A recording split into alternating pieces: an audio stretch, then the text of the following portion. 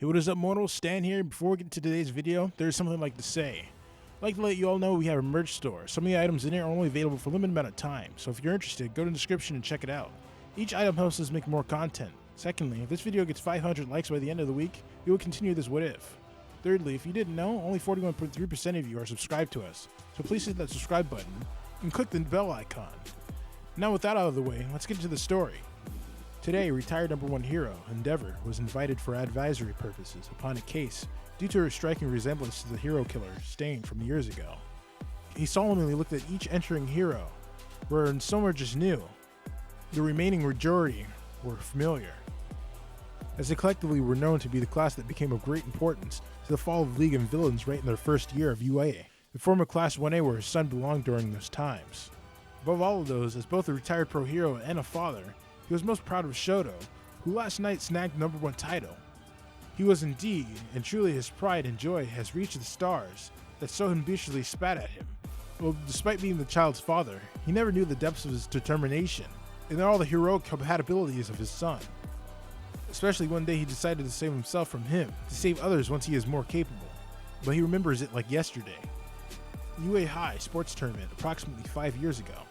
The crowd cheered as Bakugo Katsuki stood victorious despite his beaten-up appearance from the fight with Todoroki Shoto. Meanwhile, from within the crowd, turquoise-colored eyes stared with utmost observance.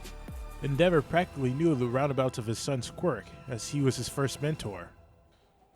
However, admittedly, he had never seen the spectacle of flashes of lightning of blue and red course through his son's body. Could it be the reaction between his two quirks? He knew well that definitely was not the case, as he never saw it during Shoto's growing years. Could it be a new quirk? He believed not unless there could have been a quirk transferred to his son, which deemed impossible. Rather than think about things that shouldn't be, pride bubbles upon his guts. Moments ago, his son, who vehemently declared his outrageous rebellion of making it to the top without using the side he inherited from him, did otherwise. He couldn't be more proud than he already was. While Shoto failed to bag the victory this year, he felt rather contented. It was the first time in years. This is nothing but a setback towards success. While the staff cleans out the arena for the rewarding, he knew the rest of it was none of his business anymore, and decided to take his leave. He pondered if he should talk with his son, but he had decided against it. But he would very much indulge himself if he were to stumble upon him on his highway out. Her Endeavor! He very much did not prefer the unwanted attention, as a very familiar voice echoed at the small corridors. All Might, must I say, young Todoroki's efforts today were splendid. He is indeed your son, someone with a bright future and immense potential. As much as he liked the praise of his rival showered upon his son, the presence of the man alone was enough to tick something off in him. Something unpleasant with seeing your competitor and knowing you have always been behind. Shoto has always been my joy and pride. Smirking as he looked upon All Might's equally proud gestures. As I have seen, you have been quite emotional back there, as you cheered. Does young Todoroki always refuse to use his fire?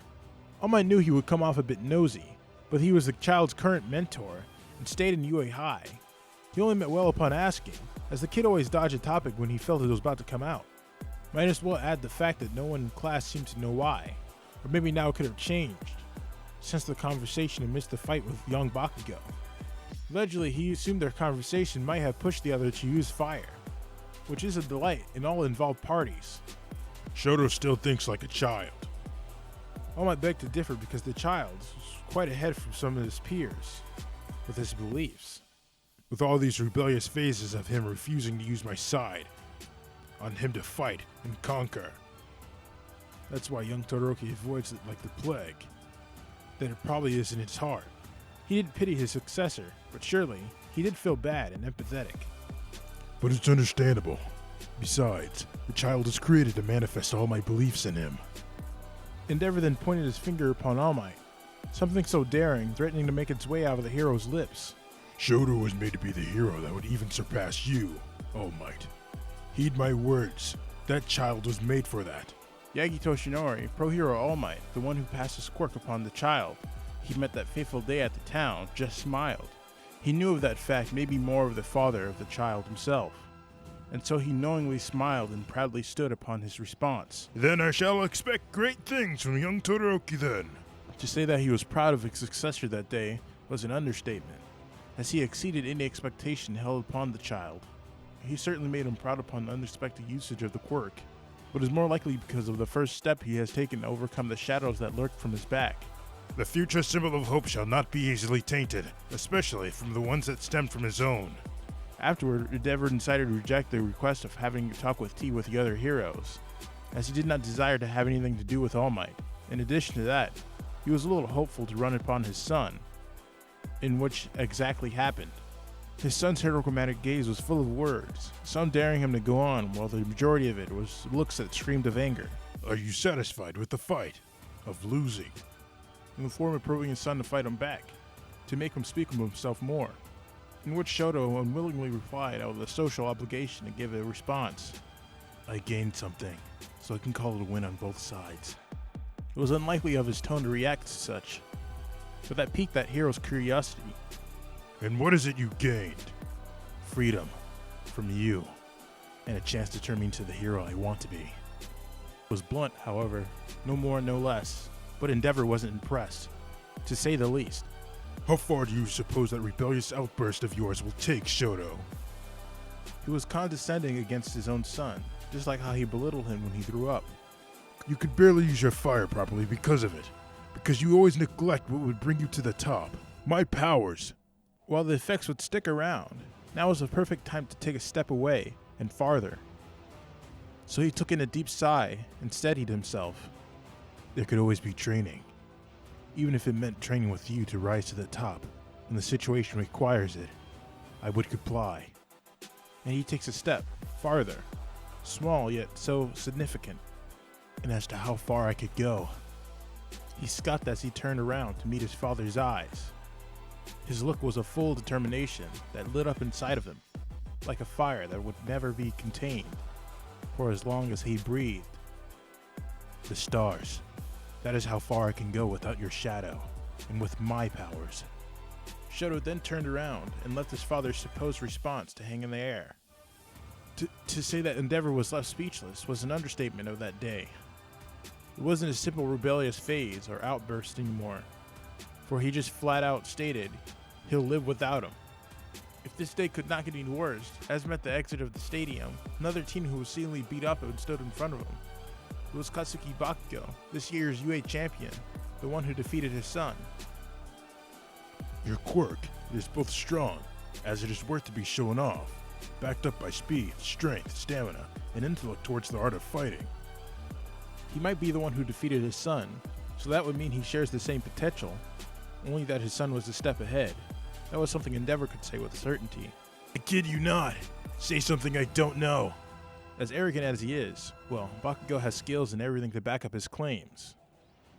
He can even argue what kind of the ego stroke the praises of the number 2 hero had on him. His son will always be above him, and his today's victory is one of Shoto's setbacks. But it will be Shoto who will be the greater hero than All Might. And that was it. Long gone was the hero to be's patience, as the small sparks of a promising explosion manifest upon his free hand. Ha! That half-and-half bastard didn't even win today. If you badly wanted that bastard to win, then you gotta try harder. Just the simple act of arching his eyebrows as he looked down on the child was enough to say that he was scrutinizing him. He will, for my powers have paved the road towards Shoto's victory. This was just a setback from the years he ignored the part of me in him. But soon enough, he will come to realize it. Bakugo Katsuki's never been this thankful for his father, nor his mother, ever rejected their desires upon him on this insane level. But his words caused the atmosphere to take a shift, and Endeavor knew, from just watching the whole tournament, that this kid in front of him was gifted with a loud mouth and a rough personality. The only reason why this kind of silence was a little off. His words spoke volume, but it seems like his silence spoke even more. And so the kid just rolled his eyes. It met with the same look Shoto had given him. Nothing about the half-and-half bastard's powers belong to you. It was expressed in the calmest possible way one could get from a child like Bakugo. But he imparted his claims well, as it is the truth for the kid, and now for him as well. And as the child left, leaving him in a spiral of thinking galore, he then decided it is finally the time to end the day and go home. The meeting has finally adjourned, but a lot has stayed to discuss the matters more. Some of them were his son and his pro-hero friends, along with the green-haired analyst as they deeply pondered on the strategies on how they can capture the self-proclaimed hero killer. Arguably, while their conversation slowly drifted upon the qualms and shenanigans that the original hero killer, Enji Todoroki decided that now was the time to go back home. Maybe until he can ponder upon what happened back then, as he can recall the journey of his son to heroism, but for now, he can now finally sleep, assured that the country is resting in several capable hands. Now there are a few more things I'd like to go over before the video ends. Firstly, we've got a channel called Anime Deep Dive. Anime Deep Dive goes into the facts and lore of the wide variety of anime. It's sure to expand your web knowledge of all kinds of series, guaranteed. On top of that, we have a third channel called We the Celestial Naruto What Ifs. It's what we do on this channel already, but in the vast world and lore of Naruto. Secondly, on behalf of We the Celestials, I'd like to thank everyone involved in the production of today's awesome content. Their details will be in the description below. Lastly, if you're interested in what we do here at We Celestials, then I would like to extend out an invitation to join the team. The only caveat being we accept members 16 and up to join our crew. You can sign up for whichever categories fulfills your interest by joining the recruitment Discord using the link in the description below. Our Discord is an all-around fantastic place to be, whether you're a fan or you're looking to join our band of misfits. Well, that's it for us for today's video. So, thank you all for watching, and have a great day.